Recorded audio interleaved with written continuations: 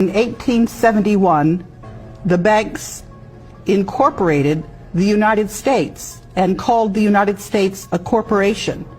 And when they created the District of Columbia, what they did was they put that corporation in the District of Columbia, and they said that the members of Congress were actually managers of that corporation, and they said the President of the United States was actually the president of that corporation.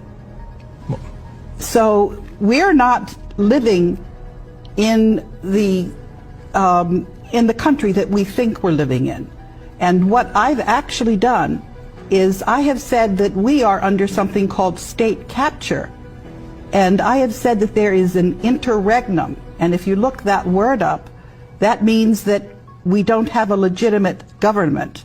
And when the founding fathers wrote this Constitution, they realized that the bankers were trying to pull a fast one on us and to try to take over our governance. And so they put in a safety mechanism, and there's something called Article 5, which says that when 2/3 of the state legislatures request an amendment, that the Congress is required to convene a constitution to consider amendments.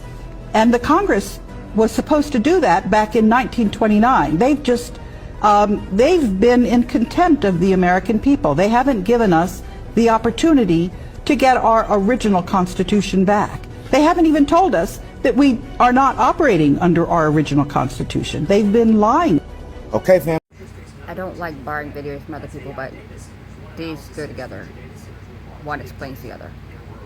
Study of the signed treaties and charters between Britain and the United States exposes a shocking truth. The United States has always been, and still is, a British Crown colony.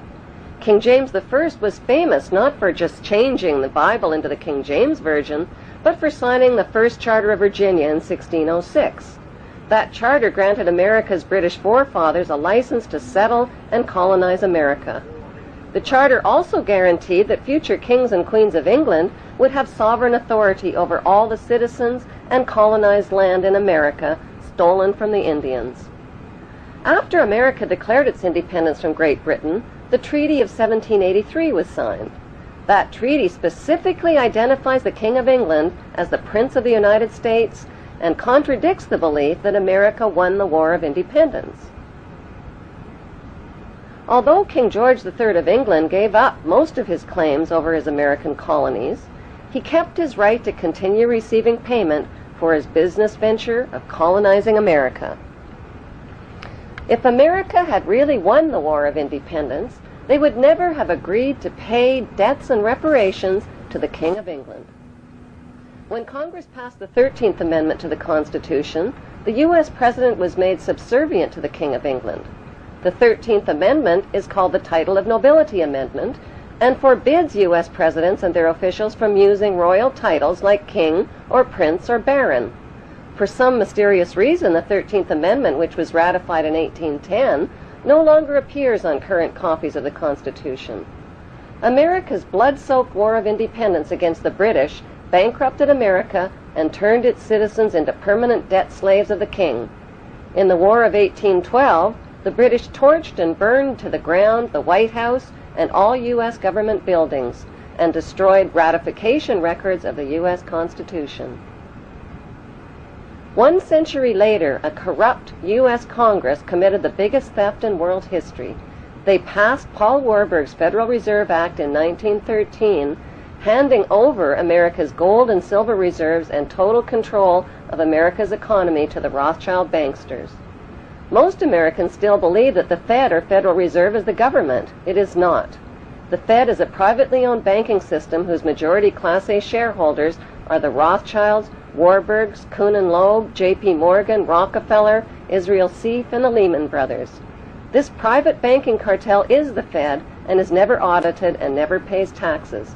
They print and design America's money, which displays their symbols of an Egyptian pyramid, a Masonic all-seeing eye, and the words "In God We Trust." Who exactly is the God they trust? They also collect American taxpayers' money through the IRS. Then they loan it back again with interest to pay for roads, bridges, and other public works.